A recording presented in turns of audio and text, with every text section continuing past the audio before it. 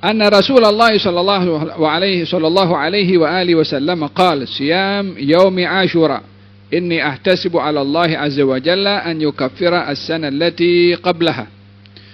Baginda Rasulullah bersabda, berpuasa pada hari Ashura, sesungguhnya saya mengharap kepada Allah agar supaya dengan puasa ini Allah menghapuskan dosa setahun yang lalu.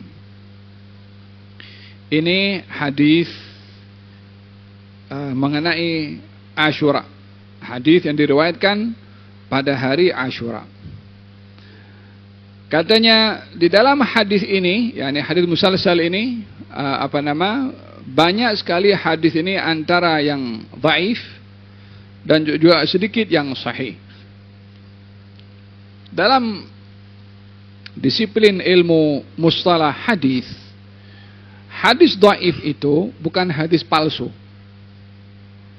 Hadis dhaif itu adalah hadis yang sanadnya kurang kuat. Ulama hadis ketika menghukum hadis dengan dhaif adalah karena berhati-hatinya mereka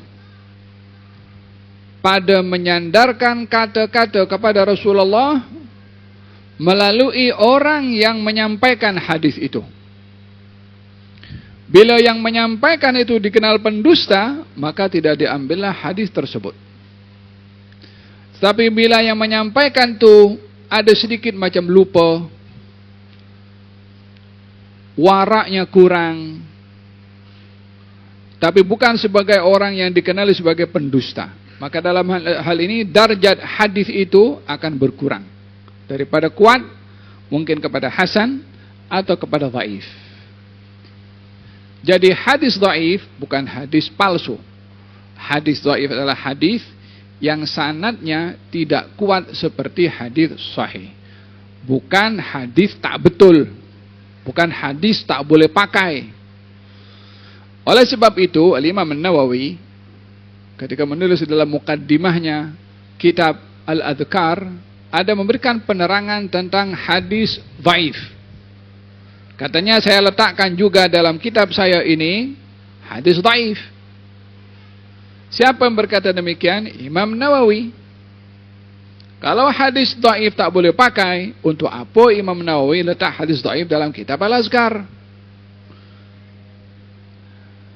Tapi hadis dhaif diletakkan semata-mata adalah untuk memberitahukan bahwa mungkin saja hadis ini betul, mungkin saja hadis ini tidak betul karena rawinya yang mungkin ingatannya agak kurang atau waraknya dan seumpamanya. Tapi kemungkinan untuk adanya hadis betul ada, bukan sama sekali tidak mungkin. Oleh sebab kondisi sanad hadis dhaif seperti itu, maka ulama mengatakan bila ada hadis yang hukumnya dhaif, tak boleh pakai untuk akidah. Tidak boleh berdalilkan dengan hadis dhaif bila berbicara tentang akidah, sebab akidah pokok mesti sahih. Atau tak boleh berdalilkan dengan hadis dhaif terkait dengan hukum hakam, haram, wajib, tak boleh. Sebab itu straight, tegas. Hukum itu tak boleh sandarannya hadis yang tidak kuat. Tetapi hadis dhaif bila digunakan untuk kisah, bila digunakan untuk amal fadilat, maka ia diperbolehkan selagi tidak sampai kepada hadis dhaif yang sampai kepada darjat palsu. Maka dalam hal ini tidak boleh karena palsunya, tapi karena dhaifnya untuk kisah dan untuk amal fadilat diperbolehkan. Karena sekedar sebagai amalan yang kalau tak diamal tak berdosa, kalau diamal pun tidak menyalahi kepada syariat.